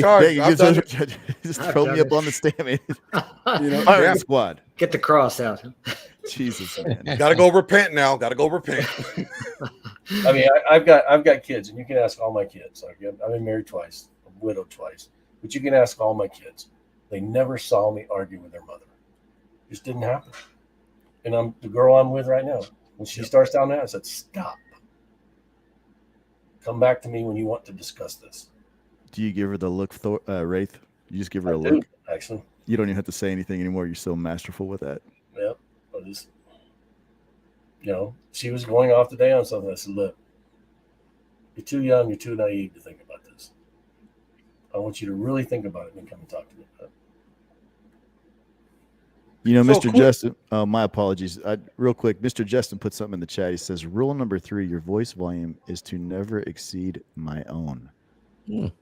That is a really good one. We live by that in our house. That's important, right? I prefer to talk to my girl at almost a whisper. Yep. And I prefer the same back from her. Is that the Phil Foster whisper? Yes, sir. Yes, sir. Yeah, you know, he tried that shit on me one time, and I was like, bro, I'm deaf in my left ear. You got to speak up when you talk to me. And I wanted to say a quick thing about girls and arguing. You know, there is one outcome, Wraith. Some girls like that roller coaster, right? So they'll pick a little something just to get fucked right. Yep, get fucked that harder. Sex. I just wanted to throw that out there on you, Wraith. I want you to comment. It's brother. their way of creating a manufactured drama. Mhm. And you know what? That's the guy's position. Guys need to create that manufactured drama. That means that way you could control that drama, because women all love drama, whether they want to admit it or not. They're like, I'm drama free, hashtag no trauma. Yeah, right. No. You either watch it on TV to get it vicariously, or you create it yourself. You all can right. create So novelty and bypass that, but yeah, absolutely. They need that emotional spiking. You know, I hate to say drama. I don't need to do it just to get somebody upset, but it's the same sort of thing to get. What did Rollo say? The dopamine spike that's important to them, and they'll get it. They'll pick a fight. Crave indignation is what he says. Yeah. Yep. They'll do that just to get. I do it a little different, Phil. I just say, not tonight. I'm too tired from all your drama. When you calm down, we'll talk. You know, in Dr. Robert Glover has a really good book called Dating Essentials for Men. He talks about how women, you know, they're emotional creatures, right? But they don't want their man to jump on their emotional roller coaster. They need to know that someone has their feet on the ground. So when you jump on their emotional roller coaster, start arguing with them and stuff like that, you're getting all emotional. You're acting like a woman at that point. We've already addressed acting like a woman. But if you can stay cool and calm, like Wraith is talking about, and, you know, almost like stoic in that instance, like that actually spikes their attraction for you. They're like, oh shit, I can't knock this guy off center, you know? Yeah, I was in my group that the guys were in. They were talking about this, and they were talking about just that thing. And I said, look, I don't make decisions, and I don't yell, and I don't scream. I only make comments, and I only talk about things after I've discerned what I want to talk about. So if she comes to me with a problem, I'm going to look at the problem. I'm going to think about it. Then I'll have the conversation with her. All right. That way, I'm not manufacturing drama for myself, and I'm not participating in her drama, because it does no good. It doesn't bring you happiness to do that. Now, do I create drama for her sometimes? Sure, I do. You know, but I'm not doing it because for any other reason other to keep her engaged. But like I said, her drama that she comes up with, I'm not playing that game. You can either put her on the roller coaster and run the controls, or you can get on the roller coaster with her. Yeah, I don't jump on the roller coaster. It's just not part either of you're the passenger or the driver. Which one are you going to be? Goes back to what Paul says. There's only one steering wheel in a car. Yep. And like I said, way too many men I talk to, they live their lives by ultimatums. They give themselves ultimatums, and they give them ultimatums. And when you do that, you create a no-win situation for yourself. That's why you need to know what you're about. You need to understand what your frame is, how you're going to live your life. Those are all things that we should have taught them as young men, but somebody didn't do that.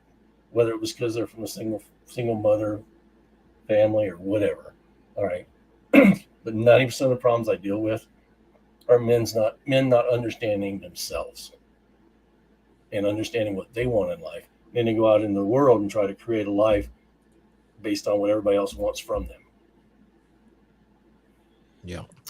A woman does not feel safe with an over-emotional man or a vulnerable man, as far as that goes.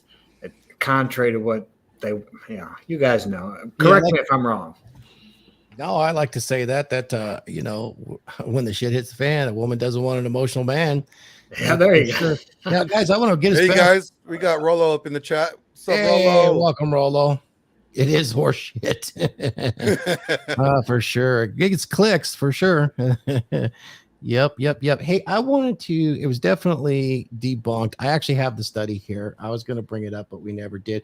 There's actually a study on this, and what it was done by the American Sociological Association. It's called Egalitarianism, Housework, and Sexual Frequency in Marriage. And here's what these 19 pages actually say, is that the men and the women in marriage that adhered to more traditional roles had more gratifying and more frequency of sex than those in egalitarian relationships by a factor of 2. There you go. And Randall, I have those in the description if you want to put those in the link tree. if you want, if anybody's interested in looking up that study. So I find that kind of interesting. The traditional roles by a factor of 2, more frequent and more fulfilling sex lives. Oh, that's kind of interesting. And when they say traditional roles, they beat around the bush, but we know what they are. The man was bringing home the bacon, doing all the male chores, all the male stuff around the house, and not what you would consider egalitarian housework. And Rolo, just so you know, I sent you the link if you wanted to pop up, you know, if you wanted to. Oh, Rolo's actually is he putting it up for us right now? Yeah, he said, you know, his link. I dropped him the link to come up here if you wanted to come up. Oh, cool. Yeah, it was in the Twitter too, Rolo, if you wanted to jump in for a minute. I just sent it to him on Instagram. So if he wanted to hop up, it's there. Yeah, you should have it either way. But yeah, same one. And then here we go. We'll go ahead and post this one too. Beautiful, beautiful, beautiful, beautiful. Yeah, it's funny because when they push the chore play thing, if you look at like the topics now about it, there's so many of the same people that were once pressing this whole chore play idea are now coming out and speaking against it. They tell you that's like a lot of these female like relationship, you know, ladies, like coaching ladies, they tell them the worst thing that you could do is to do chore play. And I heard that from 2 female like articles on chore play when I was doing my research for it, for when I did the episode. There was 2 women that were originally 10 years prior were, you know, interested in agreeing to chore play. They end up retracted their statement 10 years later saying like, no, it's one of the worst things that you could do in your relationship. There's actual studies now that show that like the 5 love languages, that they did studies on it that shows that it has no impact on healthy relationships. Right. But it's great chick crack, man. It's great chick crack. Yeah, 100%. It's like the horoscope for love. Oh, what's your love language? Oh, you're a gifts or a service, acts of service. Oh yeah, well I'm words of affirmation, so we don't get along, bitch. You know, it's like you don't speak my language. Funny. Which is funny because that's, I mean, the idea of it. I've read the book. The idea of it is not that, oh, I'm compatible because you're a Pisces or whatever. It's that understanding that person's love language, and then you're supposed to speak to them in that love language. But it's all bullshit. It's all nonsense. It's been completely refuted. Yep. So like, all right. So what if we were giving these guys actual advice? So it happens. They kind of notice that the sex is going down. If we had to give them like 6 things, you know, to think about when they, you know, they are, you know, addressed with this issue before they have to go nuclear, what are your guys' thoughts? I'd say, what were you doing when you got together with her that you're not doing now? To start off right there. Yep. Hit the gym. You don't know how many, like, people think that we just say that just to say that shit, but no, it solves so many problems. It's legit. Yeah. Hit the gym. What's your frame like? You know, are you deferring to her authority? Are you taking the lead? Because if you're not doing any of those things, like that's number one. You got to fix that kind of stuff. Yeah. I'm not going to repeat those, but I will do another one, which is become a contextual alpha in some type of hobby, event, sport, something. If you can become a contextual alpha where you dominate something, that works real well too. I mean, believe it or not, if you're really good at something and you can defeat other men and gain prowess there, that's a big deal too. Did you guys, sorry, Phil, did you guys see the post on there about, was it Nessie, I think? One of the soccer players, his girlfriend, they showed pictures of him, of his girlfriend from the time they were kids. And of course, a couple of people in the chat refuted it, saying she wasn't his girlfriend. She was just his friend then. She had a boyfriend and she dumped him when the soccer player, I think it was Messi, whatever his name is, became successful. So, you know, that kind of shows you there, because he changed and she came after him. Just the same way, if you're in a relationship and you change, they lose their attraction for you. So there was something about you, as I said earlier, that attracted her to you enough that she wanted to marry you or be your girlfriend or whatever, why isn't that there now? And you have to take responsibility for that. And when you do that, then you can go back to the gym or do whatever it is you need to do that you're not doing because you're lacking. More than likely, unless they're really screwed up, like Phil said, and they had to have some serious mental issues. Yeah, well, women will try to domesticate you, right? Like they will, like if you're that strong alpha male guy that she wants to bang, they get with you, then they do want that beta buck side. So they do start doing these little things, the death by 1,000 cuts thing, to try to betatize you. And I think a lot of guys, the big problem is they just let themselves do that. They're not aware of it. And the key is to just not fall into that. Nip that in the bud right away. Yeah, I think you guys, like, for me, I would say, like, once you see that starting to go down, you need to check yourself first before you could even go to her and be like, hey, why aren't you sucking my dick no more? You know, it's like, first check yourself. And then, you know, as and also, you know, part of that is when you're checking yourself, you also do what Phil Foster said, is that the next time you guys fuck, you fuck to her like it's the last time you're ever going to fuck her again. You know, you make her remember who you are. It's like you're reclaiming that pussy again. You're like, hey, this is mine. And then you give her that reminder, and that might help also encourage her to be like, oh, yeah. Now I know who he is. Yep, I remember. Yep. Well, we will continue to see chore play come back into vogue, like Rollo had just stated. It is one of those things that's a perennial to get some eyeballs on the Like dead General bedroom Warts. again. Yeah. And it also buys a lot of time for the monkey branching, in my opinion, because if you're in a dead bedroom, you got to get those beta orbiters up into the warming position and into the batter's box, and that takes some time. Therefore, if you can get your house clean at the same time and buy time to get the new batter up, you're doing good. You literally have no chill. None. Absolutely none. None, bro. No chill. Oh, man. It's crazy, man, when you like, I mean, if my girl looked at me and said, hey, you got to do the dishes before I'm going to give you any, I'd be like, okay, see you later. Yeah, I'd be like, okay, so you want us to be broken up. Okay, we're done. That's cool. You're trying to renegotiate our arrangement in the middle of it? No. Trying to do that negotiation thing. We're done. Mm-hmm. Yeah. So I just use paper plates. I never wash a dish, you know. Or what if what if I'm you know, eating the goodie? Well, how do I clean up? How do I wash that dish? Anyway, we should probably wrap up, guys. We're getting close to the hour. Coco wanted me to say when she was talking about the woman saying like she'll do it for the right alpha, she's referring to that's like the modern woman's mindset. And that, like, you know, she's like, right, you know, a woman with traditional values wouldn't be that way. You know, she was just saying like this, what she was talking about was like, that's how the modern woman is. It's like, oh yeah, we'll do it for the right guy. And that kind of goes to what you guys were saying earlier. Like, guys, we don't have that plot. We don't get to say that. Oh yeah, we'll be masculine for the right broad. You know, it's like, it doesn't work out in our favor. Yeah, the feminine mystique, right? Yeah. Yeah, that's been conditioned for them for a very long time, from, you know, very early age too. So Yep.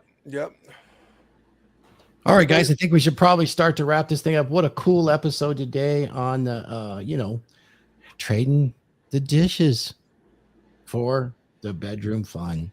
Always a good one. Let's go ahead and go round table and give everybody's final thoughts and where we can find you and what you're up to. And that should be good times as always. Let's start with our good buddy Wraith. Wraith, what are your final thoughts, man? How many dishes you done today? None. I thought I got COVID stuff. But you know, like I said, it's a journey, guys, and the journey is to know yourself. Because once you know yourself and you can be able to accept loss, detach, and be able to attach from relationships and material things, you're gonna have a better understanding about the value of them to begin with, and a better understanding of yourself and your value.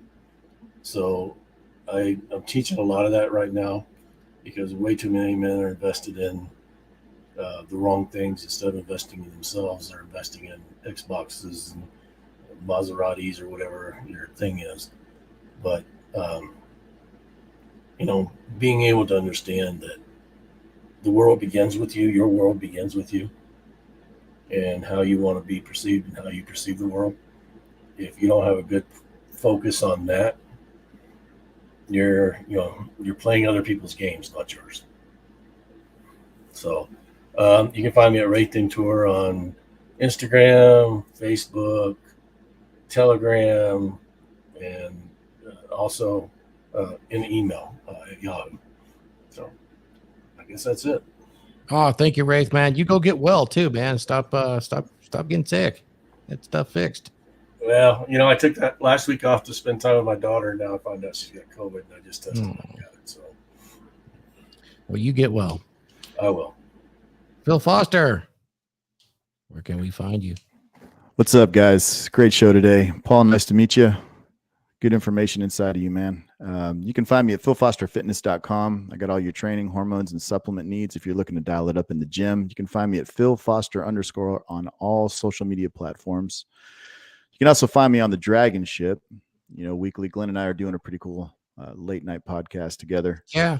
We released the first one. It was a good time putting that together. And you guys have a Merry Christmas. And shout out to my mom. It's her birthday today. She's 76. Happy birthday, Mama Foster. Exactly. And whatever you guys do not do the dishes to get laid. Now, wait a minute. I have a hot dish to do. Does that count? That counts. All right.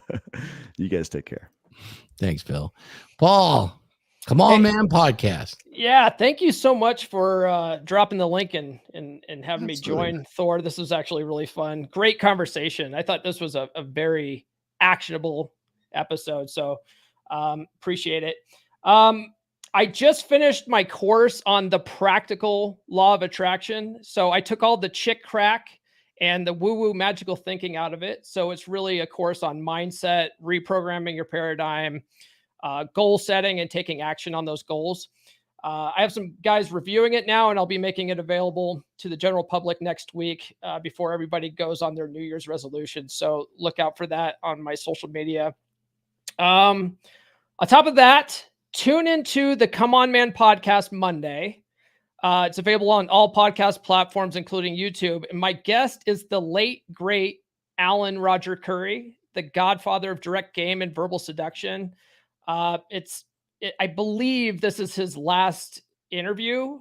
He and I recorded it at the beginning of November, and then he passed away at the end of November. So we talk about his 4 modes of communication and why he recommends whispering sweet nothings into a woman's left ear. So check that out. It's a really good interview.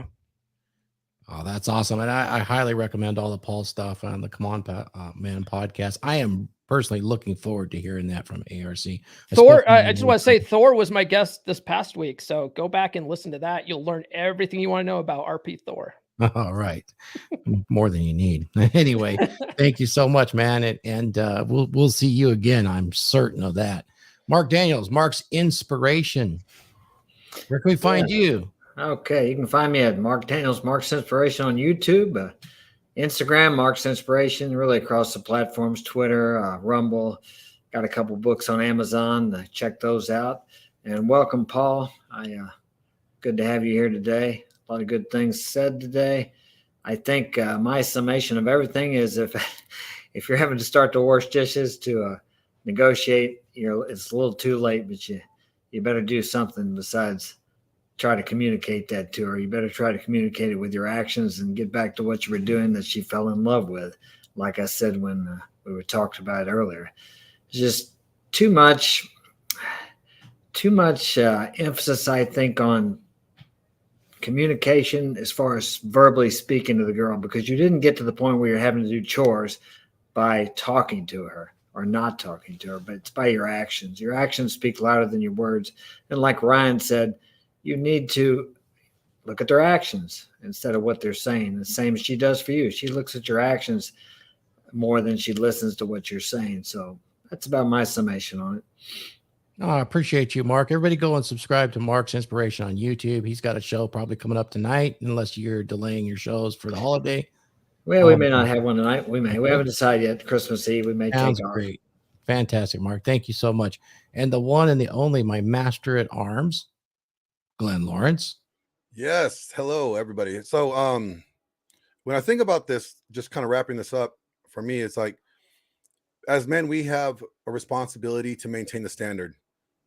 And as soon as we maintain the standard and when we maintain our accountability to what we are supposed to be, we also have the responsibility to disciple, which means discipline, and which means uphold the standard for those underneath us.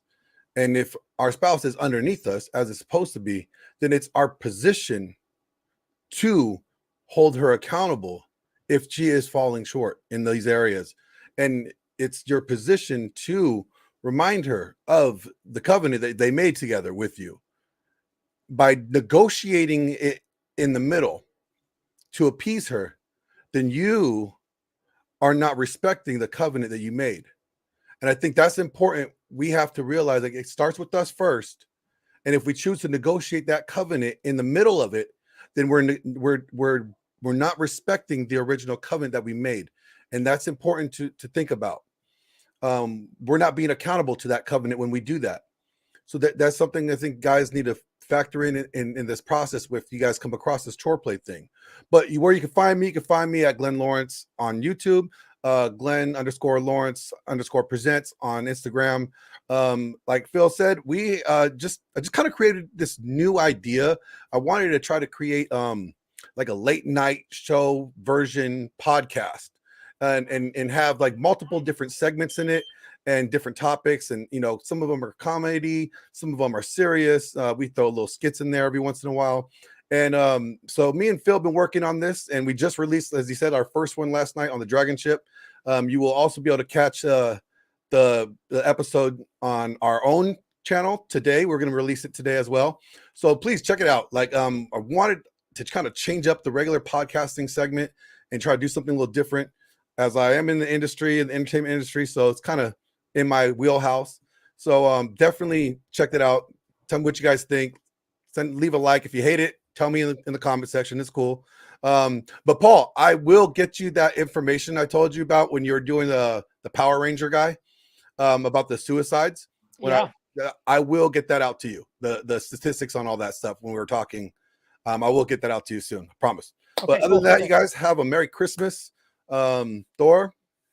Thank you, Glenn. It's always a pleasure, man. You're always a hard worker. And I want to also do a shout out to another really hard worker that wasn't on screen today, and that's Randall Johnston. He's got his studio rolling. He's our behind the scenes producer, and he does a fantastic job. He is our Hessier. And if you don't know what a Hessier is, that's a Viking general, and he does a great job. Shout out to Randall. Once again, I'm RP Thor. Subscribe to my channel, and more importantly, subscribe to the DragonShip, which is its own channel, and we'll have playlists of all of these fine men who have their content posted on the DragonShip. That'll be fantastic. Until next time, guys, you can find us all on our various platforms. Come and join and subscribe. And I'm going to take you guys out with a shameless little plug for the next minute. Till next time, Skull.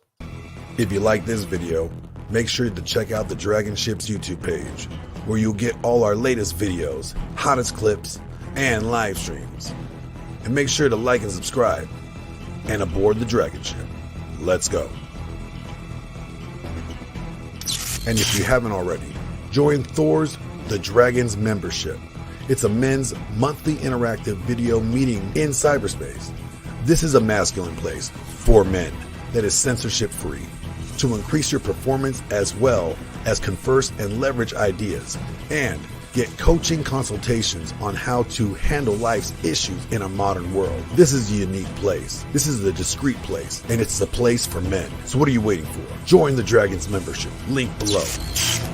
Make sure to get your own copy of Thor's Dominant Masculine Presence lecture, an hour-long lecture that teaches extremely valuable, simple techniques to improve your dominant masculine presence. You will learn how easily it is to begin building the foundation of your masculine presence and make yourself into a dominant masculine man who knows what he wants and isn't afraid to go after it. So what are you waiting for? Buy now if you want to learn how to become a man who isn't afraid to go after and get what he wants.